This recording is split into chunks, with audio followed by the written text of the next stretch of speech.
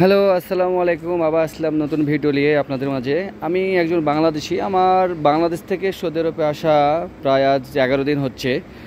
তো আমি যেই খালুর কাছে এসেছি, আমার এক রিলেটিভ হয়। তো আগামা কিছুদিনের ভিতরে হয়তো বা পাবো। দেখতে পাচ্ছেন এটা সৌদি আরবের একটা এরিয়া। তো আমি এখন এই রুমটাতে আছি। হ্যাঁ, এই রুমটা আপনাকে দেখাচ্ছি আমি। যদি দেখেন তো বুঝতে পারবেন। তো এই যে গেলাম ভিতরটাই। প্রত্যেকটা প্রবাসী এটার সাথে পরিচিত অবশ্য, কারণ বাংলাদেশ থেকে যারা আসে তারা অবশ্যই এরকম একটা মুহূর্তের সম্মুখীন হওয়া লাগে। ছোট্ট একটা বাথরুম, ওপরে একটা হিটার আছে। হ্যাঁ, বাথরুমটা এই যে বন্ধ। প্রথমে বাথরুম দেখালাম, এর জন্য সরি। তারপরে যদি রুমের দিকে যাই, ছোট্ট একটা রুমের ভিতরে কতগুলো মানুষ, নিচে অলরেডি দুইজন শোয়, ঠিক আছে।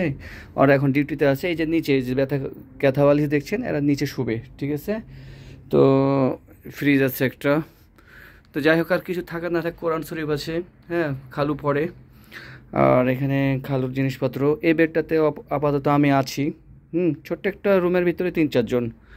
ওকে। ভাঙাচোরা ঘর, ওপরে টিন সেট, কিন্তু এসি আছে ইনশাল্লাহ।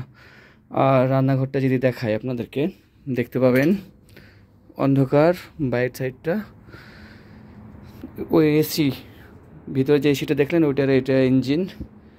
আর এই যে চলে আসলাম এদিকে, এই যে একটু খুলতেছি।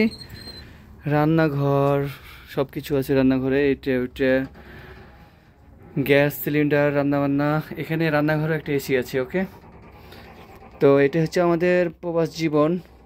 তো যারা আসবেন বাংলাদেশ থেকে, একটু দেখে শুনে আসবেন, আগে খোঁজ খবর নিয়ে আসবেন, যেন থাকার সেফটিটা অন্তত মানে আমাদের ভালো হয় আর কি। 2 দিন বসে থাকলেও প্রবলেম হবে না, কিন্তু থাকা খাওয়া এগুলো যেন আমাদের ভালো হয়। তো ঠিক আছে, নেক্সট ভিডিওতে আবার আসবো। ভালো থাকবেন, সুস্থ থাকবেন। সে পর্যন্ত আল্লাহ হাফেজ, আসসালামু আলাইকুম।